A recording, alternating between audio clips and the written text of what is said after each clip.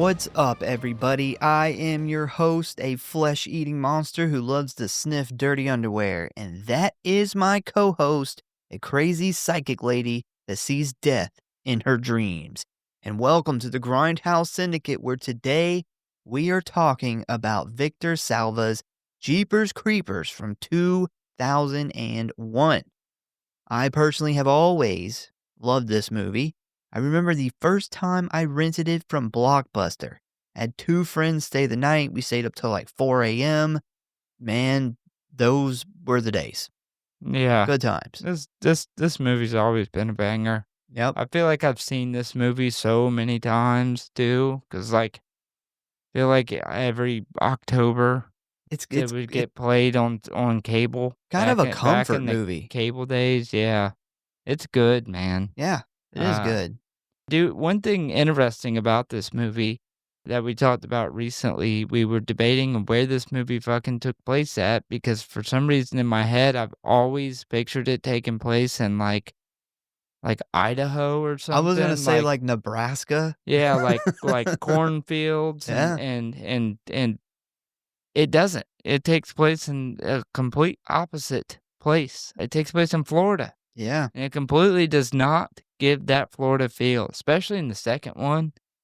Yeah, it that just blew my mind when I found that out. Yeah, actually, when I wrote this episode, I did my research. I found out that it was filmed in a place that I've been, a little tiny town that I've actually been, and it kind of blew my mind because the part of the town I've been to was a lot different than what we see in the movie. So it just, I don't know, it's like two worlds collided for me, basically. I will say that I really enjoyed the second one. I think the second one is a really So great sequel, but they totally squandered this franchise with the third and fourth one. It really could have been a good franchise.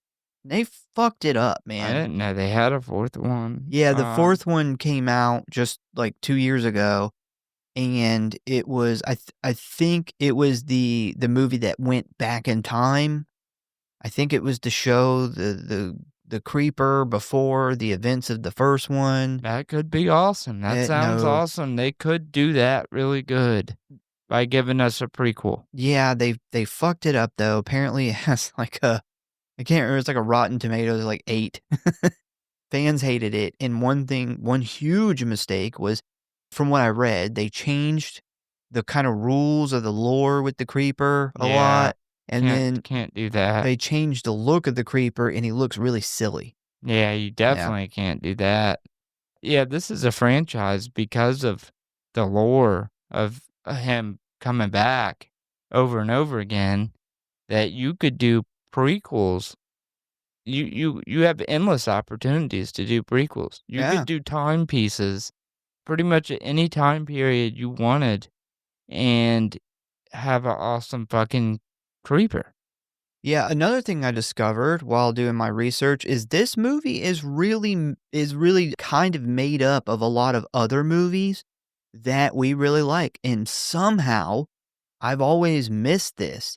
But basically, what was done was Victor Salva took a bunch of classic movies he liked and kind of combined them into a movie.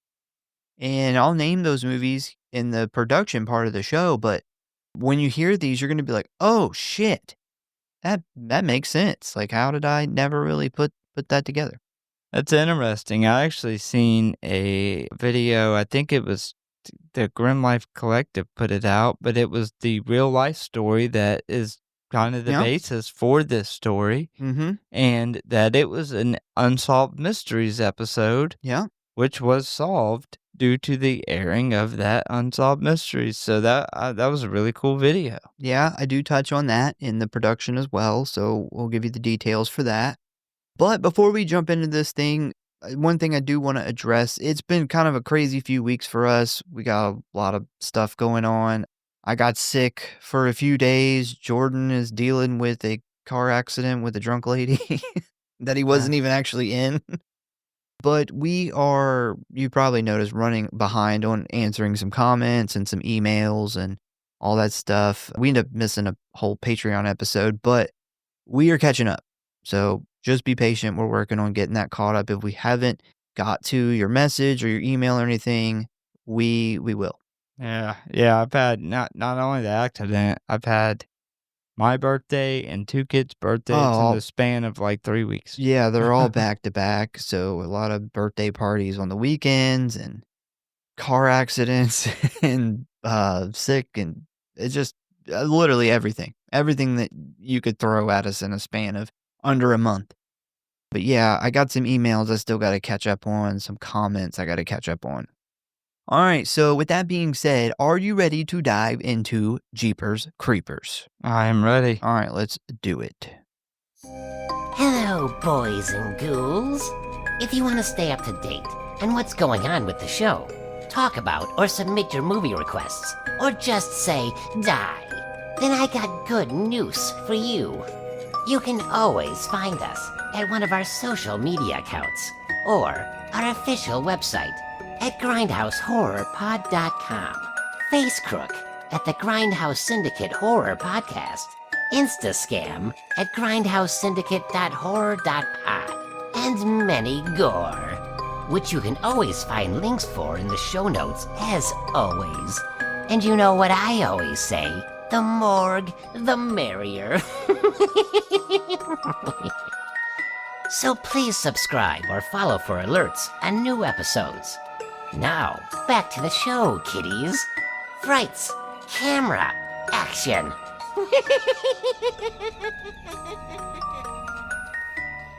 And if you really love us and don't want us to have our eyes ripped out while on a road trip, give us a review. Jeepers Creepers is a 2001 horror film written and directed by Victor Salva. It stars Gina Phillips and Justin Long as siblings returning home for spring break who encounter a bloodthirsty creature portrayed by Jonathan Beck. The film gets its name from the 1938 song Jeepers Creepers, which is featured in the film. It was produced by American Zoetrope and MGM/Miramax, along with Germany's United International Pictures. It was released on August 31st of 2001. It had a budget of $10 million and a box office of $59.4 million. The film was executive produced by Francis Ford Coppola, who I'm sure you guys have heard of. And it was written by the director himself, Victor Salva, who is a bastard and is known for committing some very horrendous crimes, which we're not going to talk about on here. But if you were interested, like you don't know what I'm referring to, and you want to know, just head on over to the Google because it's bad. It's not good. His crimes that he has committed, his reputation has somewhat tainted this movie, unfortunately. But we are not going to carry that over to the movie. We're gonna just do the movie. Yeah, yeah, I wanna keep my opinion of him and the movie completely separate. I think what a lot of people don't think about is there is normally close to, if not more than 100 people that work on a movie, sometimes more. Regardless, there's a lot of fucking people that goes into making a big movie like Yeah. this. A lot of people have a hand in it. There's actors who literally put their fucking their life's work on the big screen, and I don't want to judge a piece of art that so many people had a hand in based off of one person's shitty actions. Yeah, so from here on out, we're not going to talk about what Victor Salva did. We are just going to focus on Jeepers Creepers.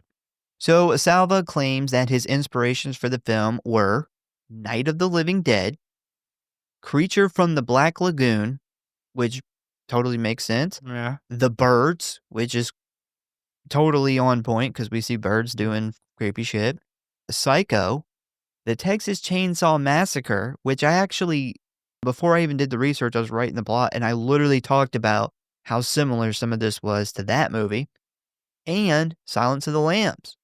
So I can personally see most of these influences throughout the film, Yeah. which is, Yeah, yeah. especially those first couple. Yeah. Definitely did a good job at bringing those influences in. Yep. So, principal photography began around Central Florida in August of 2000, with most of the film being shot in Dunellen in Reddick, Florida. Many sources believe the film was loosely inspired by the case of Dennis Perdue, where in 1990, Coldwater, Michigan, siblings Ray and Marie Thornton witnessed Depew, who had already caught their attention after quickly driving past them moments prior, disposing of a blood soaked blanket behind an abandoned schoolhouse. Depew then tailgated them for 2 miles, and after he drove off, the siblings returned to the schoolhouse to investigate, finding the blanket and reporting their findings to the police. The murder case and manhunt of Depew were featured on an episode of Unsolved Mysteries on March 20th of 1991. The following day, Depew committed suicide during a shootout with police in Mississippi, which, if you don't know, Depew murdered his wife or ex-wife. I can't remember if they were still married or not. But yeah, he killed her and he dumped her body behind the schoolhouse and went on the run for a while. I do believe, if I remember correctly, he was on the run for like 2 years by the time this episode came out, and someone recognized him and called and basically was like, this is his new identity, this is where he lives. And that's when the police went to get him, when the shootout occurred. Yeah. Yeah. Unsolved Mysteries, solving another mystery. Damn, that was a good show. Yeah, I watched that quite frequently. Yep. Yeah, the old episodes, and they solved a lot They of did. mysteries. Like, there's a lot of updates on there where it's like the next day they got calls in on somebody who had been on the run for like 10 years. So it's crazy back in the cable days how many, like a big show like this, the whole country tuned in. Yeah, I think that show, what that show was able to accomplish could not be replicated now because we don't all watch the same shit anymore. Yeah, I mean, we see the unsolved mysteries that they've done on Netflix. I don't think any of them have been solved. No, and you think about it too, there's a lot of people that don't have Netflix anymore. Their streaming service that Yeah. they prefer might be Amazon Prime or might be Tubi. You just, get a free one. We're not all sitting around watching the same thing anymore. And I don't think they'll ever be able to replicate what Unsolved Mysteries was able to do back then because of that. Yeah, I agree. I don't think it doesn't matter what streaming service they released a show on like this. There'll never be one show that the whole country tunes into. And a big thing back then too is it would come out at the same time on the same day of the week every week. Yeah. So families would get together and watch it, and we don't have that anymore. It's much different time. So Jeepers Creepers was released on DVD by MGM on January 8th of 2002, then again on Blu-ray on September 11th of 2012. On June 14th, 2016, a 2-disc Blu-ray collector's edition of the film was released by Shout Factory, featuring a Then and Now featurette, interviews with producer Barry Oper and actress Patricia Belcher, and a new audio commentary on the film featuring the voices of Salva, Phillips, and Long. Jeepers Creepers has since cemented itself as a modern horror classic, spawning multiple sequels since then, including Jeepers Creepers 2 in 2003, which, like I said, I think's pretty good, Jeepers Creepers 3 in 2017, and a reboot called Jeepers Creepers Reborn in 2022, which absolutely fucking bombed. Yeah, I thought the third one was pretty rough too, and if I remember right, I thought they had a really good setup They for the did. third one, and then all that stuff came out, and they end up doing a completely different movie. Yeah, so originally the film was supposed to be, and they even filmed a little short with, With the girl who played Trish, right? Yeah. I've heard, she's like, if I remember right, she's like in a barn waiting for him to awake or something, and she's waited and waited for him to rise again to kill him to avenge her brother. And they did that like teaser, I guess you would call it. And Yeah, then- so it opens up, she's some high up corporate person now, and she's like in her office, and you see that she has been keeping track of the time because she is planning to go to where it is kept in that guy's barn from the second one. She is counting down the time because she's waiting for him to come back alive so she could get revenge for Derek, for her brother. And she was all set to come back. She was excited. There was a whole thing written. And then I don't know what happened, but they just went they just said, fuck all that. And they went down another road. And I can't even remember what road it is because I think I've only seen it once. And I was like, this sucks. And I never watched it again. Yeah. But yeah, they blew it. They 100% blew it. And Yeah. then the 2022 one was a complete reboot of everything, I believe. So, Oh, yeah. Yeah. Movies, I feel like, not old enough to get a complete reboot. But, I mean, you could tell a story of a different characters around the same time because it kills a lot of people. We do see that. Yeah, but it sucks because this is a character in the lore of the character.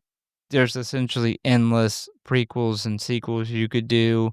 And all you gotta do is give us some decent characters and stick to the rules and give us good kills and give us a really, give us the original creeper from the first two movies, Yeah. and it'll be good. I do remember a scene that I seen from the third one where they had the creeper's cut off hand in a bag or something. in a That's jar. That's Yeah. the only thing I remember That's funny. from the third one. That's the only thing I remember. But remember, they take the hand out of the jar, and it's a bunch of cops there with this lady. And they have that, like, retired cop, he, like, touches the hand, and he has, like, a flashback. Visions, yeah. Yeah, and I was like, this is stupid. Yeah. Yeah, it's This rough. got dumb. All right, so ratings. Rotten Tom gave it a 46%. IMDb gave it a 6.2 out of 10. Letterboxd, a 3.1 out of 5. And the Google average audience rating of 4.5. That's what I'm talking about. Yeah, that's closer to on par with what the other one should be. If you would like to watch this movie, this is the time because you can currently find it streaming for free on Tubi, Pluto TV, the Roku channel, and Amazon Prime. So it's quite easy to find and free to watch. So the Amazon Prime one, this is the first time I have seen this. Maybe I just don't watch a lot of movies on Prime, but it's free or you can watch it on Prime with ads. Yeah, so they do that when they source it from some place like Tubi, where they're kind of tied, their hands are tied where it has to have ads. That makes more sense. Yeah, and you can see, if you look at the list, like I just named off, it's Tubi, Pluto TV, and the Roku channel are all ad-based movies. So obviously Amazon Prime's sourcing it from one of them. All right, so let's dive into the plot of Jeepers Creepers. So we start out with an old car driving down a desolate highway in the middle of nowhere, Florida. And this is where we meet our two main characters, Derry Jenner and Trish Jenner, who are two college-age brother and sister who, despite their bickering, are pretty close. And we find out here that they are both heading home for spring break, which for Derry is nothing new, but for Trish, this is a little odd because she's been dating this guy for a while that her parents really liked. And now, without any explanation, the relationship seems to be over. We also see that while they are on this road trip, they like to play this game where they decipher custom license plates, which doesn't really sound important, but it does come into play. I don't know if you remember, but I remember trying to do this on the many road trips that we went on as kids, but there was hardly ever any custom license plates. No, I specifically remember trying to do this on road trips and being like, from this movie, specifically from seeing this movie, and then being like, well, we just did a 10-hour trip and I didn't get a single one. I probably read 75 license plate and couldn't put anything together. Yeah, same. And what makes this even more interesting is this is actually one of the real things that came from the real siblings that seen the actual murder. This was in the Unsolved Mysteries episode, which is why it was included in this movie. So, yeah. Maybe they were more common back then than they are now. I don't know. So, as Derry attempts to get Trish to explain why her relationship crashed and burned, we suddenly see an old black truck speeding up from behind them. Now, they have no idea about this thing until it suddenly gets right up on their ass and honks its loud ass horn, which of course scares the shit out of both of them. The truck then starts wildly swerving back and forth while continuously beeping the horn, leaving a freaked out Derry who is driving, scared and confused on what to do, as Trish repeatedly screams at him to pull over and let the truck pass. Now, what Derry is figuring out here is that the truck doesn't seem to want to pass. It's more or less trying to fuck with them, and after a few minutes of this harassment, Derry fully swerves into the other lane where the truck then finally passes them. And as the old rusty black truck zooms away, we notice the custom license plate that says BEATNGU. And after the truck gets further and further ahead in the distance and things calm down, Trish brings up an old local legend about a high school couple named Kenny and Darla who vanished on this very highway back in 1978 on prom night. Now, according to Trish, only their car was found, but Derry has heard different as he corrects her and says that the car and Darla's body was found, but her head was missing along with Kenny's body. And we find out here that Derry believes this to just be a cautionary tale used to scare the younger generation, but Trish 100% believes this to be true.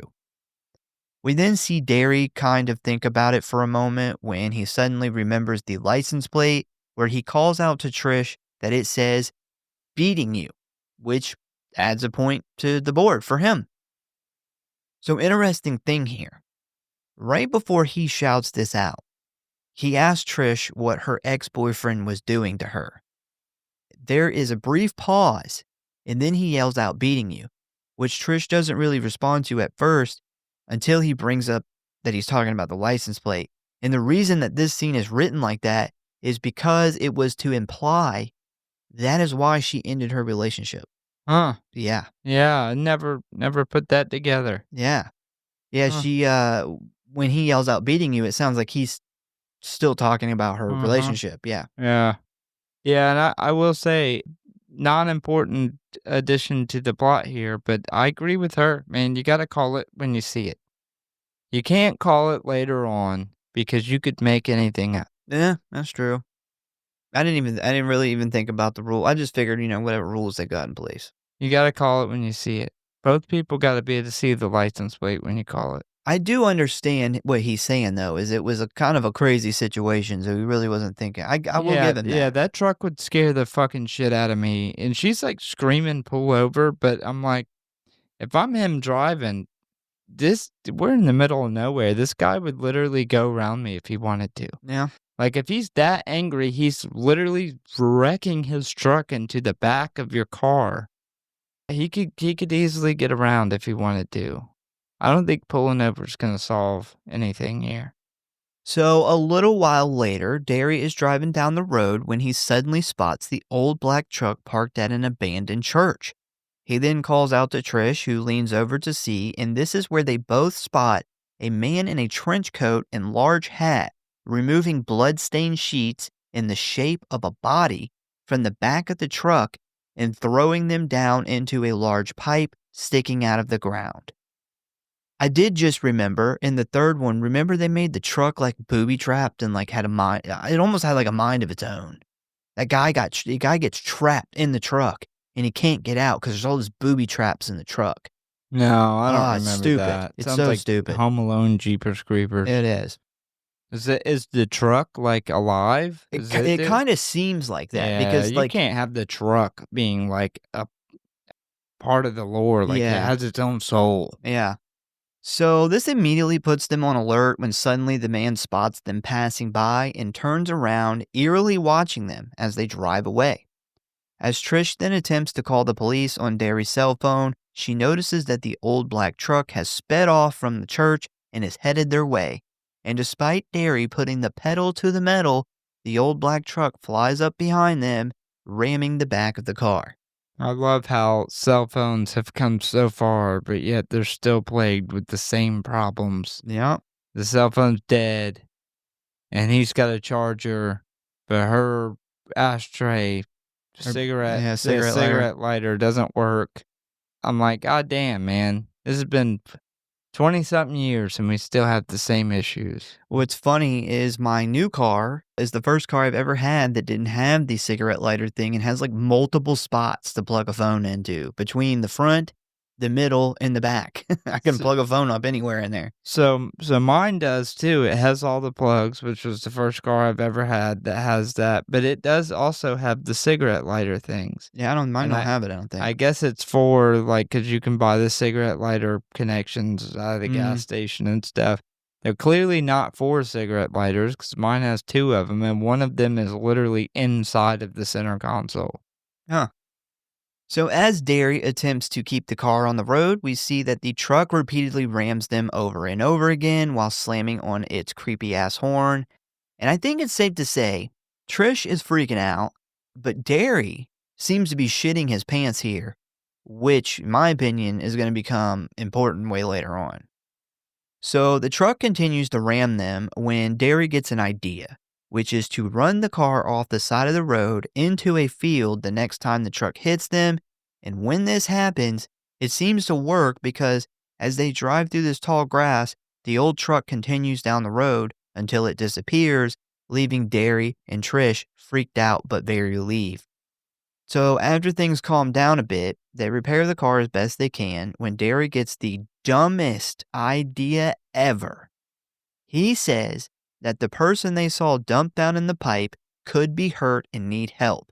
So he wants to go back there and see. And Trisha's like, hell no, we need to get to a phone, which I 100% agree with. But he eventually guilt trips her into agreeing and they set off back to the old abandoned church. Yeah, no fucking way. Absolutely not. I'd be like, if they're alive, why were they wrapped and roped up in a sheet?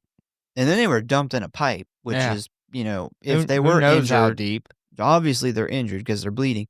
And then you fall down a goddamn pipe, you're probably not going to be. Plus, if I'm there trying to help this person and this guy shows back up, then none of us are getting help. Yeah, I would be like, well, considering we don't have a cell phone that works at the moment, if they are still alive, we'd be doing them a better service if we got the police out to them sooner. Yeah. If we went and found a phone right now, as opposed to going back there and wasting all that time. Yeah, totally agree with Trish. Yeah, and I would use that to wean off his guilt trip. Yeah. Guilt trip him. I would Reverse yeah. Uno guilt trip. So a little while later, they arrive back at the church where thankfully there's no sign of the trench coat man or the old truck, but there are a bunch of creepy ass crows hanging out. So they walk over to the pipe where they are immediately hit with a horrible smell, which of course prompts Derry to want to take a closer look. And while Trish grabs a flashlight from the car, he hears someone yell from below. As Derry then crawls into the pipe, Trish tries to talk him out of it, even to the point where she mentions how this is similar to when people do dumb shit that gets them killed in horror movies, which I love that they put this in there because that is what we are all thinking. Yeah, it's a little early meta. Yeah. Yeah, she's totally right. No fucking way I crawl in that pipe.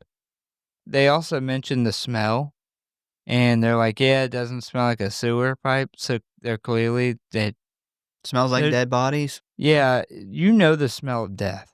Like everybody knows the smell of like something dead. Yeah. That would be enough for me. I'd be like, all right, that's enough. Let's call the police. Obviously, whatever is down there's dead. So let's get the fuck out of here. Unfortunately for Trish, Derry is determined to help whoever is down there. He then tells Trish that she needs to hold his feet as he crawls in, hoping that while mostly inside and with the help of the flashlight, he'll be able to see what or who is at the bottom of this black hole. So once fully inside, Derry yells that he can see something moving in the distance, and as this object gets closer, he quickly realizes that it is a family of rats, I guess. which scares the shit out of him, prompting him to kick his feet in a scramble to get out, causing Trish to let go of his legs, where we then see him slide all the way down into the hole, which, by the way, I love the slow motion shot of him hitting the ground. Yeah. So cool. Yeah, it is a really cool, like, the cinematography on that with him falling and him almost being in the spotlight while it's falling looked really good. I'm like, "Damn, bro, how do you get that scared over some rats when what just happened, you just got ran off the road. You believe that you're dealing with a serial killer here that you've seen dumping multiple bodies down this pipe. You've got to have, like, some major anxiety that this guy's gonna come back in this truck, and you get that scared by a couple rats." You know, I like to think that these rats lived in dirty, grimy 80s New York, and they retired down to Florida when they wanted the peaceful life. Yeah, Yeah. that's their rat retirement hole. We just seen them in Jason Takes Manhattan last week, and now we've seen their retirement. Yeah. It's funny how he gets so, like, he blames Trish so much for her letting go, and she even is, like, apologetic, but if you watch it, he starts kicking his feet like a little girl She so bad, tries, she yeah. tries to hold on. Yeah. So when Derry hits the ground, he is knocked unconscious for a moment, but when he comes to, we see that he has cut his hand pretty bad, is missing a shoe, and his shirt is all ripped up. And we also see a very important detail that comes back later on, which is that Derry, for some odd reason, has a belly button tattoo. Which Yeah, I don't not many know. people have a rose tattooed on their belly button. Yeah, especially not men. Yeah, I don't know what drunk college party Derry was at where he lost a bet, but, I pray to God that he didn't get that out of choice. Yeah. So while he is putting his shoe back on, he spots the bloody sheet object, which now that he's this close to it, realizes it is definitely a body. So Derry then cautiously walks over to it and kind of nudges it to see if the person is still alive, and at first he gets no response. He then yells up to Trish that he found the body when suddenly a hand comes flying out of the sheet, grabs his leg, effectively causing Derry, for the second time, to shit his pants. He's got a Now, lot of shit in his pants, yeah, and and there's we gonna ain't be more to come. we're not done. So, fully realizing that this person is indeed alive and needs help, Derry rips a hole in the sheet and pulls it off the head, revealing a panicked, kind of already dead looking young Johnny Depp. This guy looks just like Glenn/Johnny Depp from Nightmare on Elm Street to me. Huh. It's Didn't catch uncanny. the Johnny Depp. Oh, it's uncanny, Yeah, I man. didn't catch that. He So definitely looked dead already, though. yeah, he looks like Johnny Depp in Nightmare on Elm Street.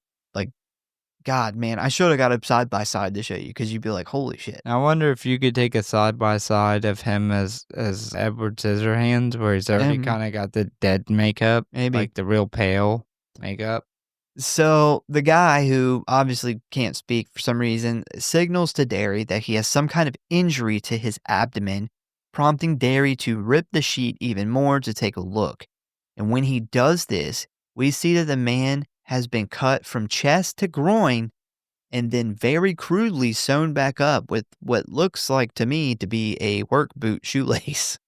I wouldn't say very crudely. I think this was a good sewing job for somebody who's not a doctor. It was effective, but it is very uneven, and he literally uses like a fucking shoelace to do it. Yeah, well, for somebody who's not a doctor and you have limited resources, I think he's all right at sewing. Paging Dr. Creeper.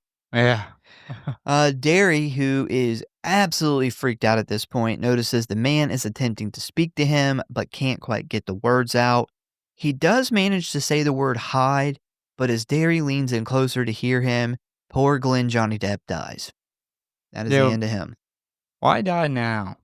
You stayed alive that whole time, and then help finally got to you, and you die immediately after. Yeah, it's like he used his last bit of energy to be like, hey, I got stabbed in the stomach. Yeah, check out this sew-up job. You think chicks are That gonna dig this scar? more than they dig, Derry's belly button tattoo. Probably. So after this crazy shit, Derry runs back over to the pipe and yells up to Trish to run out to the road and flag down anybody to help and have them send the police right away. While she is doing that, he is going to look for a way out, assuming that this is the basement for the church, and if she sees the old black truck, to run back down and yell to him.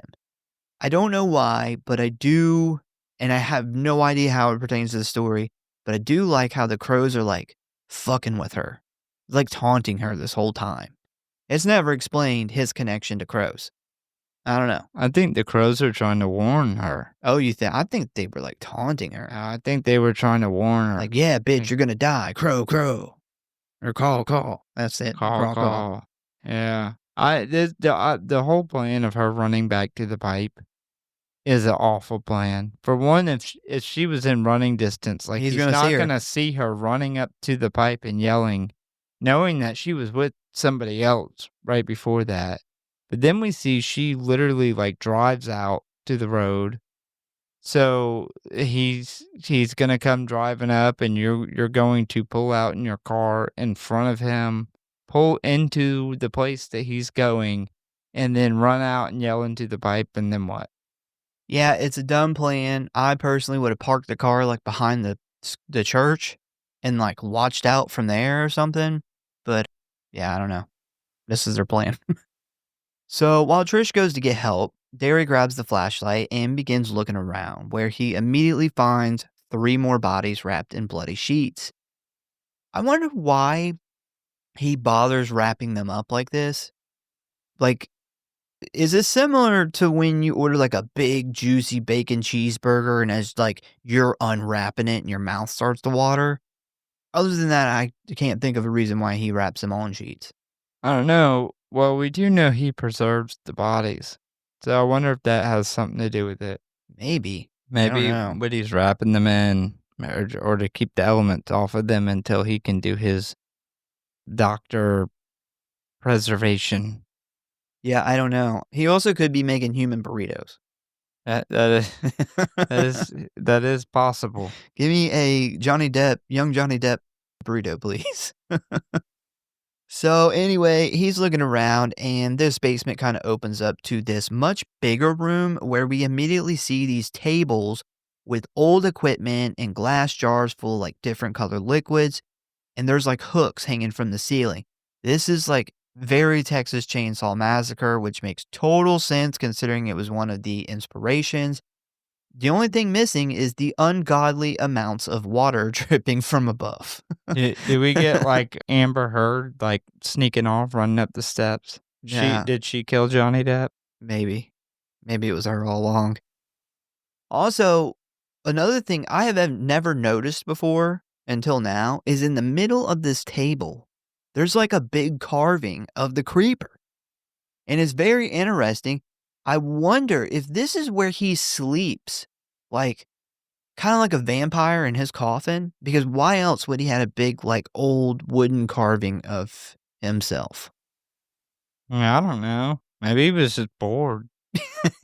He only has Well, he doesn't have a lot of time. Yeah, that's what I'm saying. Like, why would he waste his time carving this up if he's only got 23 He had days? to be somewhat bored.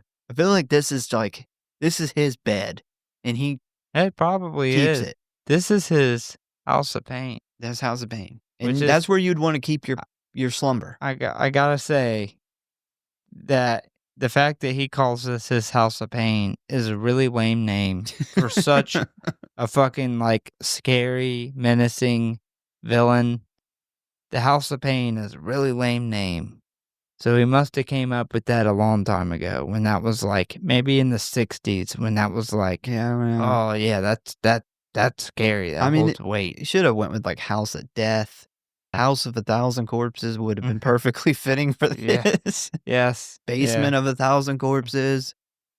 Basement of 100 Corpses is He could have is called better. it like the Creeper's Crypt or something. The So, I don't know, Creeper's Crypt. something better than this. Yeah. So as Derry bends down to tie his shoe, he sets the flashlight down, where we, the viewer, get an awesome shot of the ceiling. And what we see is tons of like preserved dead bodies in different positions mounted to the structure, which looks fucking awesome. One of the coolest parts in the movie. Yeah, I love right before he discovers it, like, you can see all the bodies, like, starting to appear on the ceiling above him Yeah. before he's discovered the bodies, and it's just super creepy. Yeah, that's why I was like, we get to see this, but he hasn't seen this yet. So Derry, after noticing some drips of liquid from above, then looks up and sees this. And as he shines the flashlight around, he sees what I can only describe as a like cathedral of bodies. Like it is the Sistine Chapel, but instead of paint, it's like dead bodies. It's fucking gnarly. And this is something that they don't really continue in any of the other movies. And it's disappointing because it's one of the coolest parts about this movie. Well, it makes you wonder how long he's been at this church, because he does. You mean his House of Pain? Yeah, the House of Pain. Even Church of Pain the- would have been better. Anything, anything. Just anything better than the fucking House of Pain. But it does, the House of Pain meets the Flame. And maybe that's why they don't continue it. Because maybe this is like 100 years of him just decorating. And he just hasn't gotten enough time to decorate yet in, in the sequels. He's like, I only got so much time. I got to carve stuff. We know in the sequels, it's like, I got to make all these weapons. Yeah, he makes a lot of weapons. Yeah, I gotta carve all this shit out of bone. I just don't have enough time to build another chapel yet. Yeah. That'll have to come next. And it's one of those things where he's like, man, my next 23 years, I'll do that next time I'm awake. So Derry, who is now in complete shock, finally finds the exit that leads into the old church. But right before he heads out, he comes across these two perfectly preserved bodies of a young man and woman who are completely naked, sewn together, and her head has been crudely, despite what you may think, reattached. Well, it wasn't a bad reattachment. Very crude. And as he shines the flashlight down at their bound hands, he spots a class ring, meaning the legend of Kenny and Darla was true, and they were killed by this trenchcoat guy. Which I just want to point out, they went missing 1978. This is 2001, meaning it has been 23 years. And if you have seen this movie, you know that that is very important. Yeah, I wonder what and I don't think they ever touch on it, like what he preserves these bodies with, because they look like wax figures. And I think they were purposely done to obviously look like wax figures. Well, to look like he was like he had preserved them somehow. I think it's some kind of like epoxy, because Derry talks about how he grabbed one. Terry sucks about He sucks about it. this goddamn dirty clothes in the back of his car. Yeah, but he says he grabs one and it was hard, and he knocks on the table. It was like wood, it was hard, and the only transparent liquid I could think of is some kind of epoxy that could do this. So I don't know. Makes you think, are they hollowed out? Like, I think they are, because we just see eat all the organs or stash them away for when he might need them. he puts them in his cheeks like squirrels. He's got those things that open up on his head, and he just like stuffs a lung in there. Yeah, Might need this later. but I think they are hollowed out because one, they would Sound like wood. Well, they would decompose despite whatever he put on the outside of them. But two, we'll see way later on in the movie that he actually hollows out a body. So, yeah, I think that is the case. So after that, Derry escapes through the church and rejoins Trish back at the car, where he now seems to be pretty traumatized over what he found in the basement. Once they drive off, he refuses to tell his sister what he found and just has her continue driving to find a phone. They soon end up crossing into the next town where Trish says that they gotta stop at the next gas station for gas. Later that evening, they end up stopping at this old gas station slash diner, but as they are walking in, they see the old black truck pass by, heading in the direction of the old church. They then run inside where Trish immediately tells the waitress to call the cops. While standing there waiting, the payphone next to Derry suddenly rings, and when Trish answers it, the mystery lady on the other end asks her if they've seen the cats yet, which totally confuses her. Trish doesn't know how to respond to this when the lady then says, "You and your brother Derry, I saw you with a lot of cats." Derry then grabs the phone and asks who the hell this is, and she asks if Derry has a torn shirt, cut hand, and a rose tattoo around his belly button, which very much creeps him out. Yeah, that you're not getting that confused with anybody else. That's No, definitely you, very, bro. very specific. She then tells him that they found its, its house of pain. She knows all about the bodies down there, and she doesn't know if it is a demon or the devil himself. But she does know that it is not going to stop going after Derry and Trish, because once it gets a scent of something it likes, it can't stop. She specifically says that he calls it his house of pain. So I just keep imagining her having this vision of the creeper talking shit to these people like, "Welcome to my house of pain." Well, And it just seems so lame. what if he has a very high-pitched voice? "Welcome to my house of pain." I mean, can you imagine you're like down there, you're scared to death, this fucking thing's got you, and it starts talking like fucking Pee Wee Herman about his house of pain. No, like- that's even scarier. He's like, man, I can't take you seriously. You might as well just kill me. This is why he doesn't talk. He doesn't talk throughout the movie. I do have something about that later on. About his voice? About him talking. So she then brings up the truck with the special license plate, to which Derry says the ones that says beating you. But she's like, no, that's not what it says. Because it gets pointed out later on that it actually means be eating you. But before she can finish what she was saying, she interrupts herself to have him listen to an old song called Jeepers Creepers, to which she warns him that if he hears that song, to run away as fast as he can, because it's going to be really, really bad for him. For some reason, this really angers Derry, which we then see him yell "fuck you" as he slams the phone down and begins to have a bit of a breakdown. So later on at the diner, we see that the cops have arrived. Derry tells them what he saw, to which they then call the plates in and have a team head out to the old church.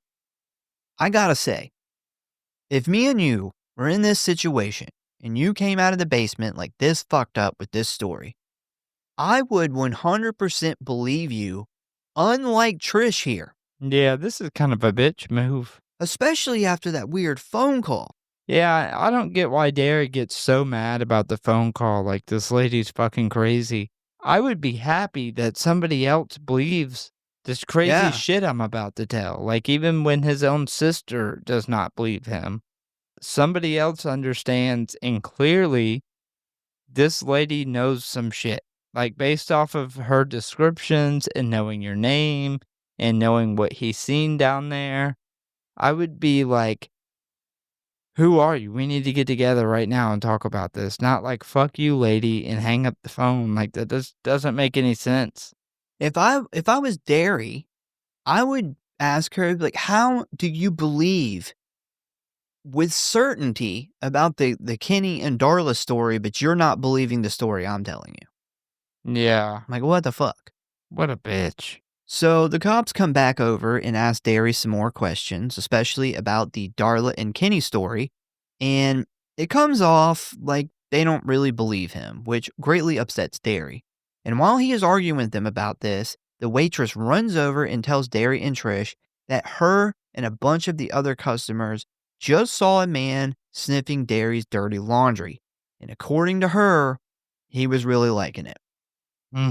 Now, It's just Pee Wee Herman What- really out there. what's interesting here is she makes it kind of sound like he was getting like sexually turned on. And I found out during my research that originally the creeper was supposed to have a dick and balls that we will see later on in the movie. But the director was talked into removing it because Francis Ford Coppola said that it would distract the audience. Yeah, it would have been pretty distracting. So this brings me to my point. You think that he would have got hard on from sniffing that dirty underwear? I hope not.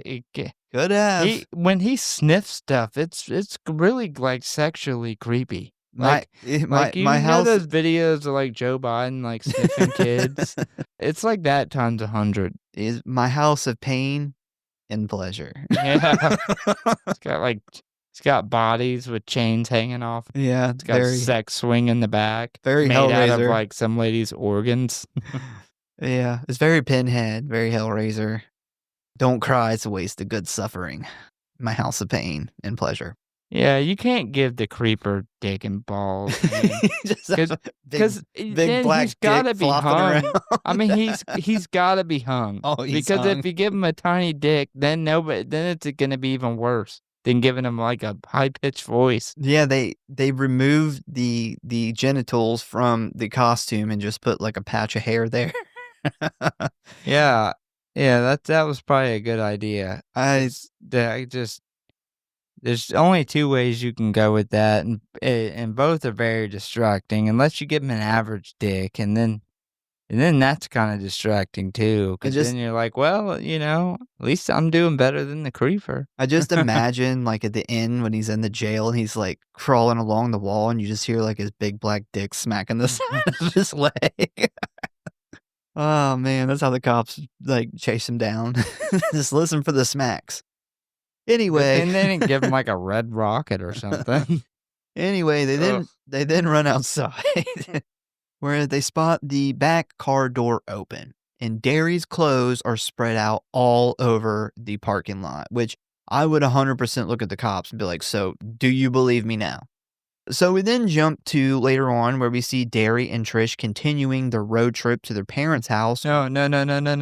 We gotta acknowledge the part where he's picking up his laundry and he picks up his underwear with his name on it and he gets frustrated and says, and now he even knows my name. And like the way he slams the underwear down when he says that is just fucking hilarious to me. Yeah, that's actually going to be somewhat important when I tell you something that got cut out of the movie.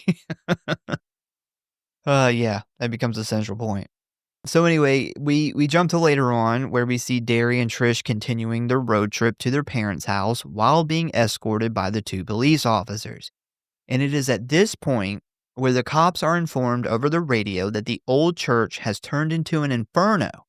And because the fire is so out of control, nobody will be able to go inside for, quote, a long, long time.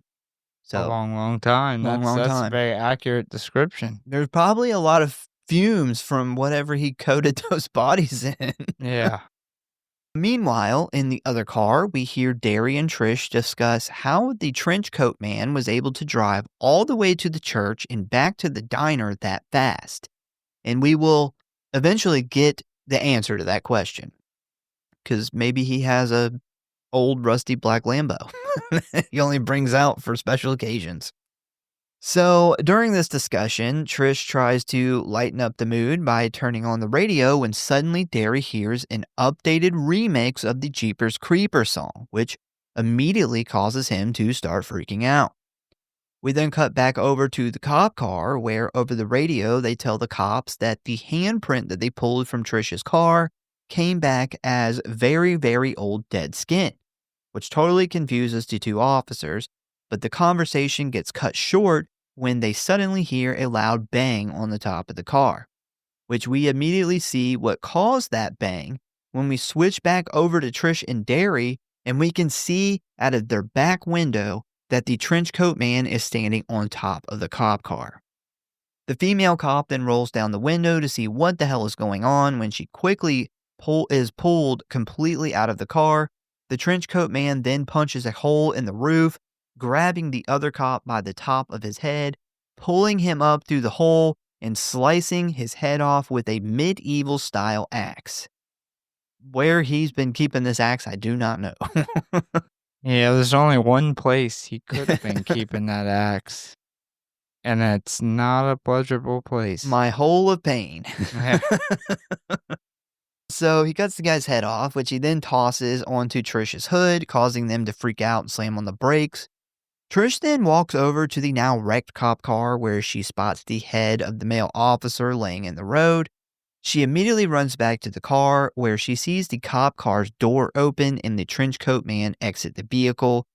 And this is where we see that this is not a normal man, but some kind of creature dressed as a man.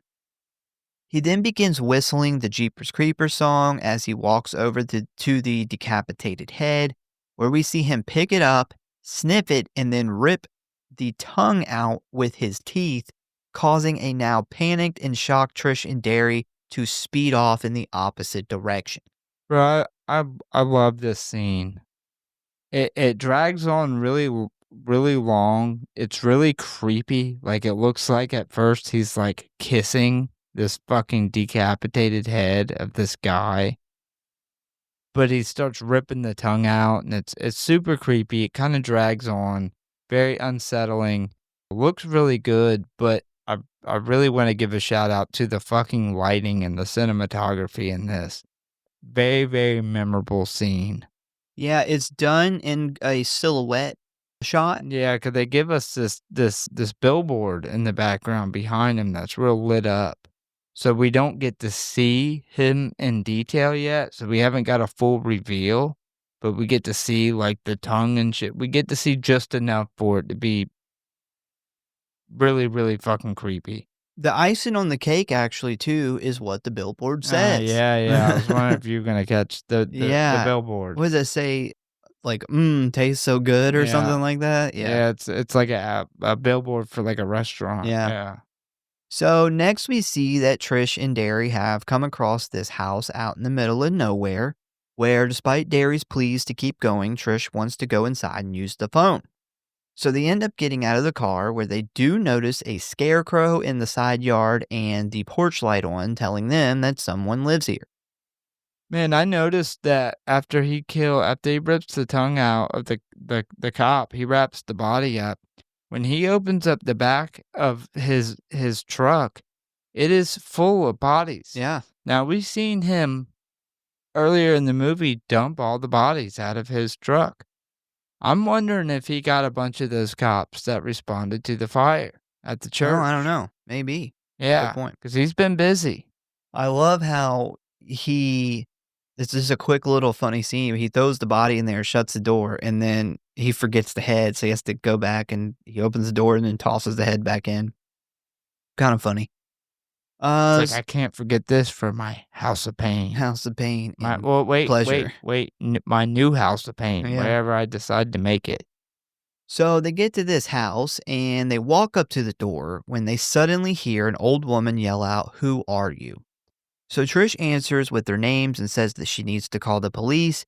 And the woman responds by saying that she doesn't want the police out here because they keep telling her how many cats that she can have.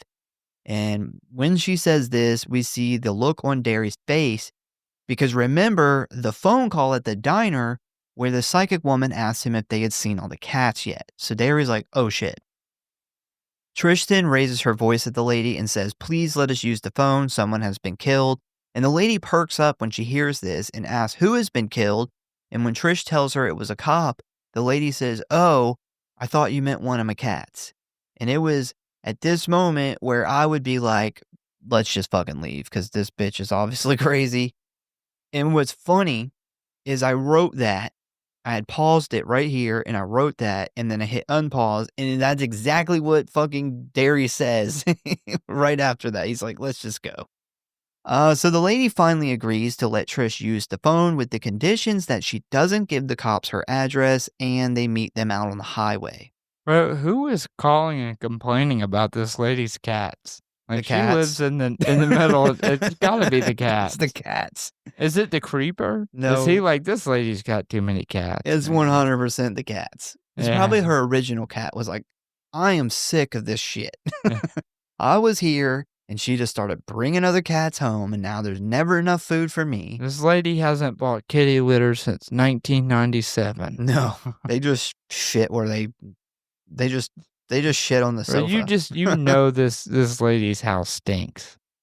So I did come across that apparently this house was an actual cat lady house, and they meant they were originally supposed to film in the house, but due to time constraints, they had to cut the scene of filming in the house out. They did say though that the cats in the movie were not the cats that lived at the house. They actually had an animal trainer bring a separate set of Good cats. God, man. You know the cats that lived at the real life lady's house, seen them bringing all those cats for the pissed. movie, and they're like, you gotta be kidding me. They're like, I'm gonna call and report this. It's like 150 cats on set. Oh, yeah. So she's like, I'll let you use the phone. When suddenly the lady's electricity goes out and the cats start freaking out, which is interesting. So, how they got the cats to act like this was really simple, but very effective. All they did was rub tuna all over the porch screen. That's all it took. Wow. So, as Derry begins to look around, he spots the trench coat man, which we are now going to be calling the creeper because now we know he's not a man. And he's standing perfectly still where the scarecrow stood just moments ago. It's my favorite shot of the movie. It is very cool, very creepy. Yeah, him in the place of the scarecrow. Just the way they build up that shot, like it's the perfect amount of time. Like it's not too long, it's not too short. It's like it's long enough to really build tension and just build that creepiness. But you still can't see any details of him, but you know it's the creeper. Yep. I thought it was really well done. So the old lady also sees this, and she walks out with a fucking double-barrel shotgun, where she yells, "You got 10 seconds to get your ass out of my yard."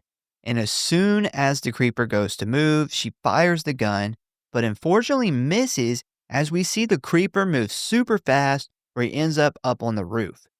I do believe, I couldn't get a 100% confirmation, but I read that the actress who plays this old lady, Elaine Brenth, is also the woman who sang the old version of the Jeepers Creeper song that we heard earlier. Huh. Yeah. That would make sense. She totally looks like an old cat lady, not an actress. And she plays like an old grumpy lady really good. I love when she's walking back in the house and she's like, leave my cats alone. She's like, I'll blow your fucking head off. It reminded me of our grandma. Yes. She's from Ohio. Yeah, This old lady here is from Ohio. for sure. So they then hear him break into the house, causing the woman to run inside to protect her cats despite Derry attempting to stop her. And as he lays in the front yard trying to recover from her hitting him in the balls with the shotgun, they both eagerly watch the lady walk in and attempt to kill the creeper, which doesn't go so well because they hear 2 gunshots and then see the lady reappear in the doorway. But it quickly becomes obvious that the creeper is holding her dead body up from behind as he slowly walks out to the front steps, where he finally reveals his face, and it is pretty terrifying. So we see that he has blackish gray skin, jet black lips, very sharp teeth, and 4 sets of claws that almost make like an X on his face. So definitely not human at all. We also cut back to Trish and Derry looks like he is shitting his pants for the 4th time today. And we see that he's smiling. So he Yeah. really, really enjoys the fear that he's bringing out of these people, which I think ends up being a really important part of the story. Yeah. But yeah, I will say a good, easy 9 out of 10 on the face reveal. Yeah. That he looks super fucking creepy. So he then smiles at them, throwing the old lady's dead body off to the side when they then take off and run for the car. So originally, I actually talked about this a little while ago. So originally, this was supposed to be the scene where the creeper spoke his only lines in the movie, which was, quote, "She don't smell too good, Derry." But thankfully, this was cut at the last minute. That is why I said the scene where his name on the Yeah. underwear, that's where he got his name, and he actually says this. And it was thankfully cut at the last minute, but the reason that it was cut was not because people were like, "Yeah, the creeper shouldn't have any lines," which I agree with. It was actually cut because they did a lot of different things to red herring you from Derry being the one who he's after. They really were trying to make you think it was Trish. So if they would have had this line in there, it would have been obvious. Well, I don't think they did a very good job at making you think it's Trish. What really ruins that for me is the fact that he was smelling Derry's clothes. Like, Yeah. he was, like, tracking his scent. It was obviously something about his scent that he really enjoyed, probably a little too much. Good thing they didn't give him a dick in the movie. Yeah, definitely that kinda cemented in my mind that he was tracking Derry. But yeah, I definitely like the idea of him not having lines, so I'm glad that they took it out Oh, anyway. I think that'd have been a big mistake to have him talk. Yeah, it'd be hard. Like, you would have to give him a really menacing voice, or I guess if it was the first movie and we didn't know any better, maybe it would work. She don't smell too good, huh, Derry? Derry just busts out laughing like, Sounds like I can't take you serious. Herb the Perb. It's like you got a small dick and a bitch voice. What's going down in my house of pain? So he immediately goes after them, but once Trish gets back out onto the road, the car refuses to go into gear. So while trying to get into first gear, the creeper jumps onto the hood, looking right through the windshield at them. Trish then says that it is stuck in reverse, where Derry then yells to just go, where we then see the car take off backwards down the street, causing the creeper to do a backflip off the hood to show off. He is a show off. Trish then finally gets the car into first gear and attempts to run him over, but he pretty easily jumps over the car. She then tries this again, to which he just does the same thing, but on the third attempt, she comes up with a plan. She actually uses the sound of the gears grinding to trick the creeper into thinking the car is stuck, causing him to walk towards them, and once he gets pretty close, she jams it into first, pressing the gas and effectively running him over. I didn't think that he was close enough for this to really trick him. I don't know where his timing with his jumps went wrong here. Maybe he just got a little overconfident I for somebody agree. who's been killing for hundreds of years. You had plenty enough time to time a jump. I don't know what happened. And he Yeah. just got too Too confident. confident, Too cocky. too cocky. So now that he is knocked out in the middle of the road, she repeatedly runs him over until she is confident that he is dead. We then get a close up of the creeper where we see that he's pretty fucked up, with one of his arms almost completely flattened and his foot completely severed. Trish and Derry then sit there for a minute, staring just to make sure that he is dead, when they then start to see movement from his back. When suddenly a giant fucking bat wing comes ripping out of his jacket, attempting to fly away. This absolutely shocks the siblings, causing Trish to run him over one last time as they drive towards the next town. Bro, the wing would have fucking absolutely did it for me. Yeah. As if I wouldn't have already been shitting my fucking pants like Derry in the movie. The wing, I may have thrown up.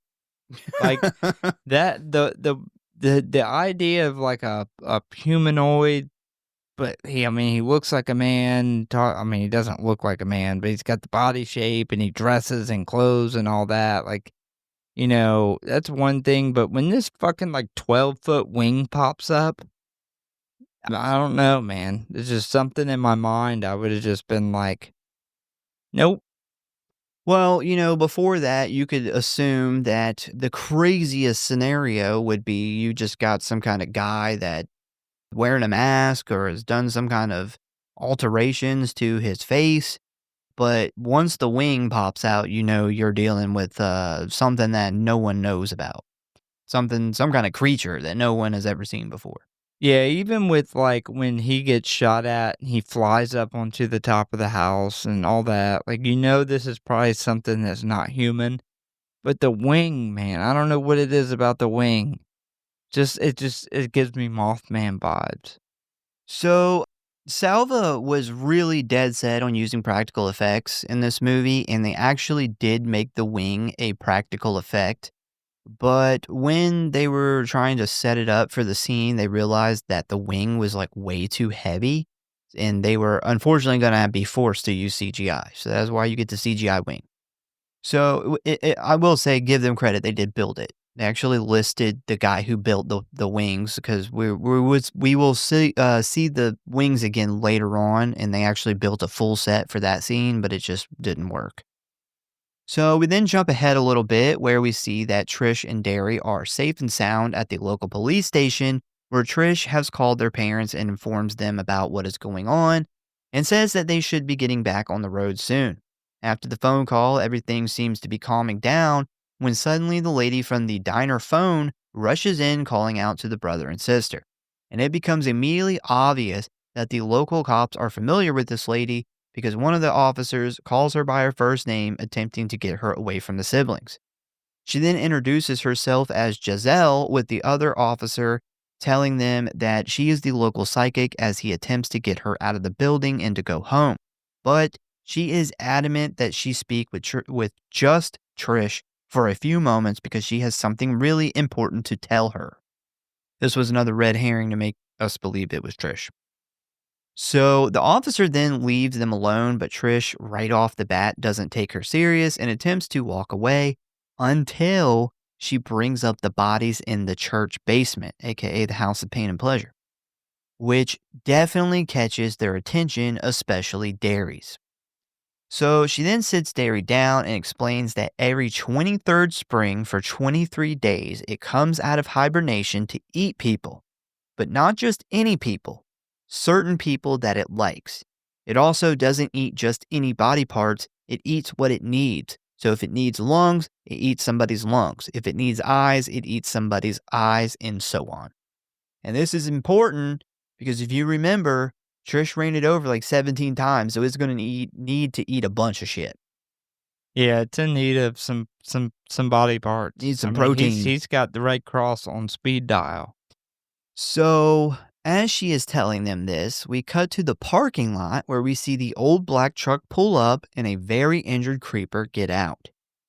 And this next part goes all the way back to the beginning, where the truck tried to run them off the road. And I was talking about how scared Derry was? Well, the reason that is important is because Giselle tells them that the creature needs to scare you because there is something in certain people's fear that it likes. So this is how it picks its victims, which explains why it was ramming the back of their car in the beginning of the movie. It needed to get them scared so it could sniff their fear and figure out if it wanted to eat them or not. Sniff their fear in their underwear. That's where you keep your fear, at least most people. And right as Trish freaks out and is basically like, don't listen to this crazy bitch, the power in the police station goes out. Dude, what is with Trish? Like, you literally, this lady came in and she says so much shit that there's no possible way she could know unless she had some psychic, direct knowledge of the situation. If I was Derry, I'd tell Trish, like, shut up. Like, this lady is the only lady in the world that could possibly help us out or knows what, anything about what we're dealing with. Like, shut the fuck up. Yeah, I'd be like, this guy's out here sniffing my underwear. He's fucking tracking us down. Like, can you give her a fucking chance to talk? Like, we're talking about the House of Pain, which you didn't experience, so see your way out of the conversation. It's the House of Pain Club. It is. And this is what we're talking about. So the power goes out. Now, when this happens, the station automatically goes into a lockdown mode, meaning one of the officers has to do a mandatory head count of all the prisoners. And while he is doing this, he comes across one cell where two of the prisoners look scared to death. And as the cop shines his light to the other side of the cell, he spots the creeper, who is now butt-ass naked, eating a man. Why'd he take his clothes off? I don't know, but this is where we would have seen his dick and balls. Yeah, glad we didn't see that. If you noticed, the prisoner's clothes are off too, so was there some Sex? prison sex? Could have been. Was there some soap dropping going on in Maybe. the cell? He's like, "I need a new ass." And you know what that means? Bend over. Yeah. About to toss your salad in ways you've never experienced. That's dangerous because he's got sharp teeth. Well, it brings a new meaning to eating ass. Yeah. So he eats this guy, which we know is how he regenerates. I pray for this guy that his dick and balls didn't get crushed Yeah. by the car. And the sounds of him gulping this guy down is so gross. It is gross. So the cop then pulls his gun and begins firing, but I guess he misses. I'm not sure because it doesn't really affect the creeper at all, who slowly turns around and kills him. The cop down in the lobby then attempts to put Trish and Derry into a safe room and force Giselle to leave, but Giselle keeps screaming that in her vision, she's seen the creeper find one of them hiding in a room at the police station and takes them to a dark place and kills them. But before she could say much more, the cops over in the holding area radio that they have a serious problem. And this calls all the cops to gear up and go after the creeper, leaving Trish, Derry, and Giselle alone. We then find out over the radio that despite everything the cops try and do, they can't seem to stop this guy, where he eventually heads up the stairs right towards the rest of the officers, where he suddenly drops down from the ceiling, punching a hole into one of the cops and stealing his heart, leaving the rest of the officers stunned. The cop who literally walks up to the stairwell and then turns his back Is dumb. He deserved to die. Like, he literally deserved his death. 100%. Once the creeper again disappears up the stairwell, the cops just begin to unload their guns with absolutely no results. And while this is going on, we find out that the station doors automatically lock during lockdown, effectively trapping Giselle, Trish, and Derry in the building with the creeper.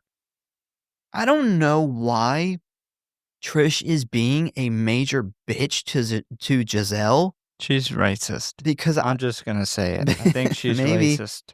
I quote, she says, I quote, "Why can't you dream up a way for us to get out of here?" Now, I would say I'm not at all an expert on psychics, but even I know that it does not work that way. Yeah. Yeah, she is. She turns into just like bitch of the year at the end of this movie. She's PMSing. I'm gonna put it out there. Maybe. So now, with no way to escape, Derry kind of just gives up and sits down to think. And while Trish and Giselle argue, he realizes that she has known which one of them the creeper has been after this whole time and is keeping it to herself. So he jumps up and he slams her against the wall and he demands to know who it is. She doesn't straight up answer him, but she does allude to it being Trish, who immediately calls bullshit. And right when this happens, the creeper comes crawling on the wall around the corner. Trish and Derry then take off up the stairs as Giselle drops to her knees and starts praying.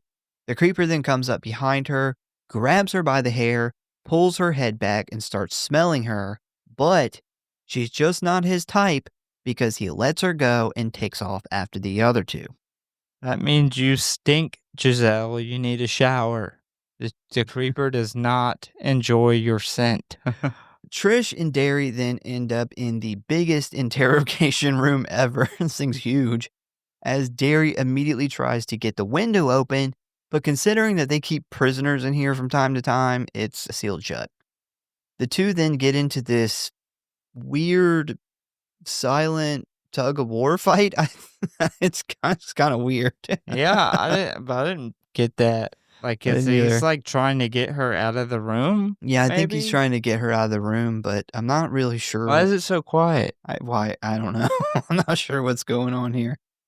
But a few seconds later, the creeper comes bursting through the wall, effectively trapping the two in the room with him. He then grabs them both by the neck and starts sniffing Trisha's boobs, which I thought was hilarious. He went straight for the boobs. We gotta see if there's any milk in Uh, there. he then does a taste test and licks her face, where he discovers that she is not the one. It's the makeup. Maybe. It's the L'Oreal. Maybe it's Maybelline. Where he then tosses her to the other side of the room while still holding on to Derry.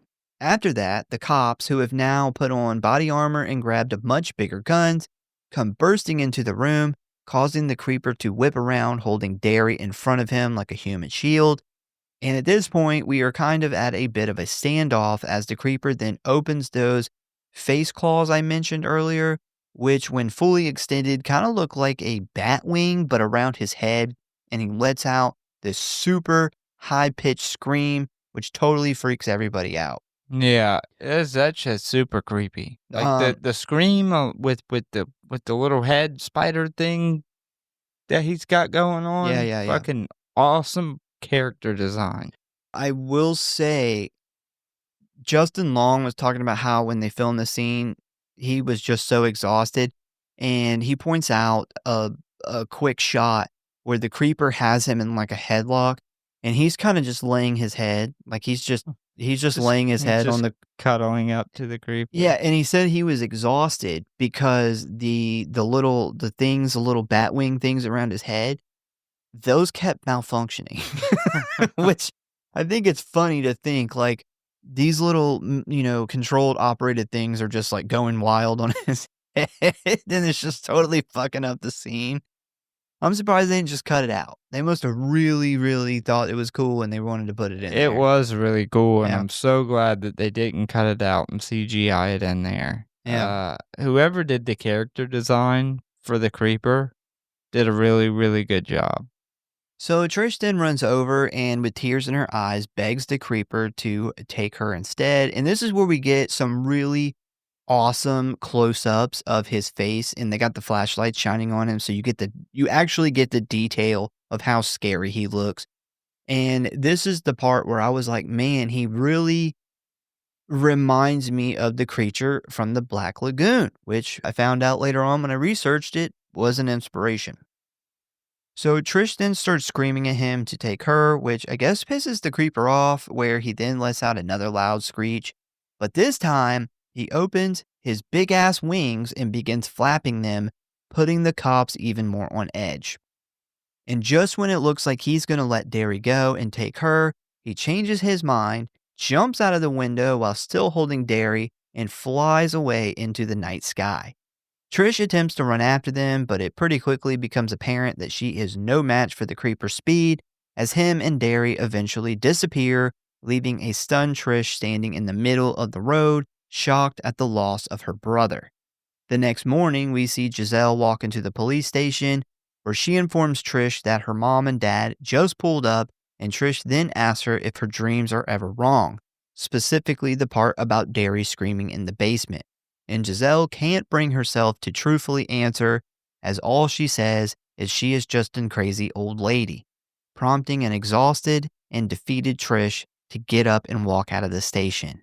We then cut to an old abandoned factory, where we immediately hear Derry screaming in the distance as the camera pans through the place. And we begin to hear Giselle's dream come true as the old-timey version of Jeepers Creepers begins to play as Derry is tortured. We then see the creeper working on something at a work table, and as he gets up, he walks over to a well-preserved body that we immediately recognize as Derry's. And as the camera pans up from his belly button rose tattoo, we see that his eyes, brain, and back of his head are all missing.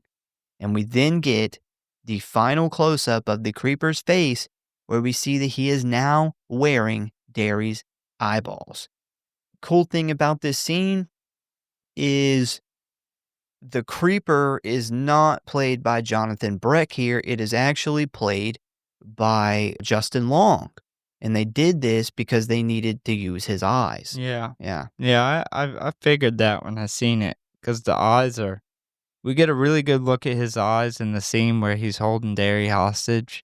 He almost has these non-human, like, almost like blue eyes, Yeah, he has those and white contacts in that they used kind of like in the original Evil Dead because he yeah, couldn't see also while wearing those. So in that span of time, they didn't get any better, yeah, apparently.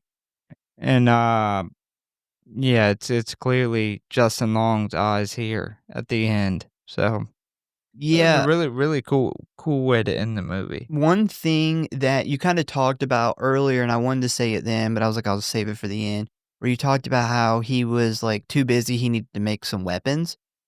You probably remember, but in the second one, he actually throws one of those, like, ninja star looking things, and one of them literally has Derry's rose tattoo on it. So it's literally made Yeah, out of his skin, which is interesting because we know the second one takes place just days or, like, a week after this one, which means at some point he preserved Derry's body and then was like, "Fuck, I need to make weapons." And he just tears Derry's body apart, I guess, and he makes he weapons out of he him. he was literally the only one who thought that rose tattoo was cool. He's like, "That shit's hard as fuck, I'm putting that on a fucking throwing knife." Yeah. Gotta have that for the House of Pain and Pleasure. That's dope. Well, that is the end of Jeepers Creepers. I got a couple more short facts here. Justin Long and Gina Phillips were allowed to improvise most of their scenes, which writer and director Victor Salva kept in the final cut. So a lot of their kind of back and forth brother and sister thing, it was improvised. They did a good job. Yeah. The original title for this movie was stupid. It was called Here Comes the Boogeyman. Yeah. That would've went along more with the House of Pain. Yeah, If only they would've changed both titles. Here Comes the Boogeyman is stupid. If they were gonna go that route, just call it the Boogeyman, but yeah. There's just something about, like, Jeepers Creepers Yeah, and the yeah. creeper with the old song. It's such a good character, man. Yeah. This next one, I can't believe I never put this together.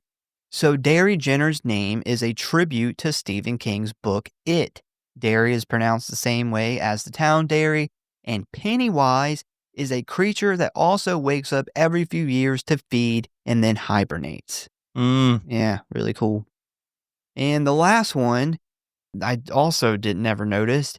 So the car thief that we see brought into the station ended up playing the assistant basketball coach in Jeepers Creepers 2.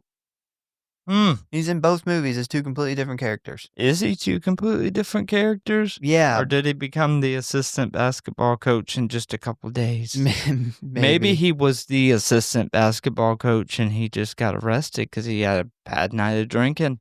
According Maybe he's to got a bitch wife who lied. according to the official kill count, he is actually the one that gets eaten in the jail by the creeper. But I thought he was like the first cell the guy looks into. Yeah. I don't know about that. Yeah. I also think that the official kill count's wrong Yeah, I Be- don't know how official this kill count is. because it claims there's 7 kills, but I counted 8 myself. Who comes up with the kill count for it to become official? It's like on their official IMDb page listed, or you can, sometimes it'll be on like a set of facts for the movie for the Wikipedia page or some stuff like that. All stuff Uh, people can go on and edit A lot of and call times, official. a lot of people go with the dead meat kill counts because they're so precise, but dead meat refuses to do this movie because of Victor Salva. So, Yeah. Well, let's not ignore all the other people who put in a lot of hard work on this really good movie. so we have a total of 8 kills. We have young Johnny Depp, who had his abdomen cut open by the creeper.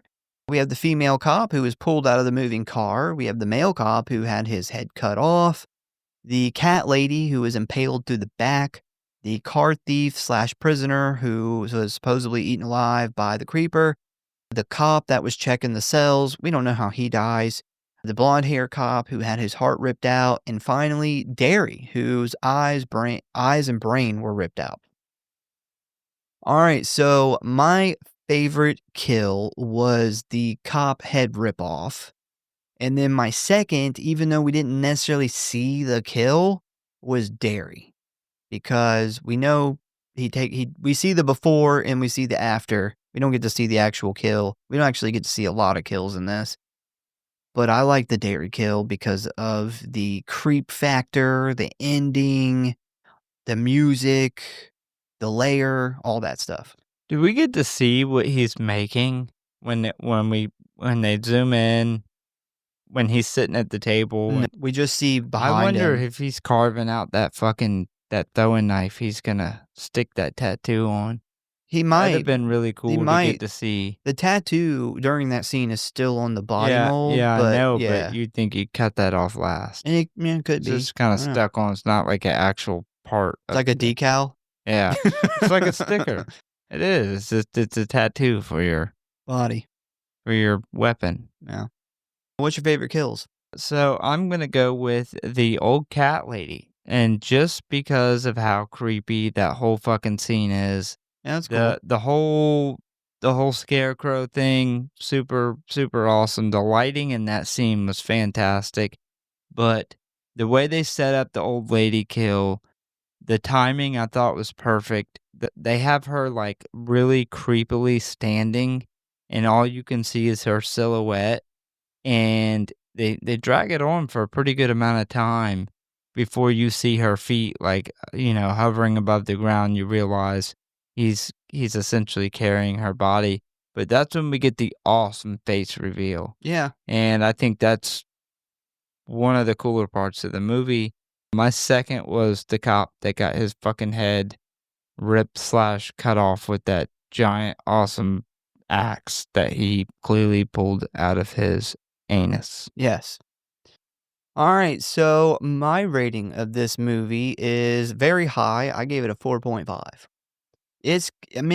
One of the things I really like about this movie, and we talked about this when we started covering the Dark Castle movies, which was, the late 90s into the early 2000s.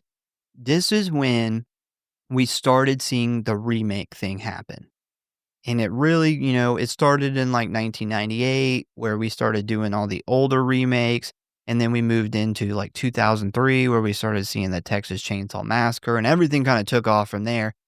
And the thing about this movie was it was right at the tail end where we were still getting a decent amount of original ideas. And I think that is one cool thing about this is it is an original idea for a movie, but you can also see it took a lot of stuff from very classic movies and was managed to put them in there without ripping off of them. And I think that's awesome. The main cast was great. They have great chemistry together. They're believable. My only complaint is I think Trish gets a little too crazy in the end. Like, she doesn't believe anything, and she, despite all the evidence and everything, she's still like, bullshit. I don't believe anything you're saying. I don't understand that. She may have been a little bit in denial. She had to feel be in like. denial. And PMSing. Something. But yeah, man, this is just a good movie. It has a great villain, fantastic villain that I really wish they would have kept like this, because he's awesome like this instead of just fucking ruining it later on. But yeah, I give it a 4.5. It's a fun movie. It's a comfort movie. I think it's a kind of a classic, I know it's not super old, but I would consider it a classic. I gave it a 4.7. I fucking love this movie. This is I feel like, what'd you say? This came out in August of 2001, right before September 11th. It was like August, I don't know, like 31st or something. Yeah. Yeah, so pretty much my whole childhood, I've seen this movie over and over again. I love the feel of this movie. Like, still disagree with it feeling like Florida. Definitely feels like Nebraska or Idaho or something.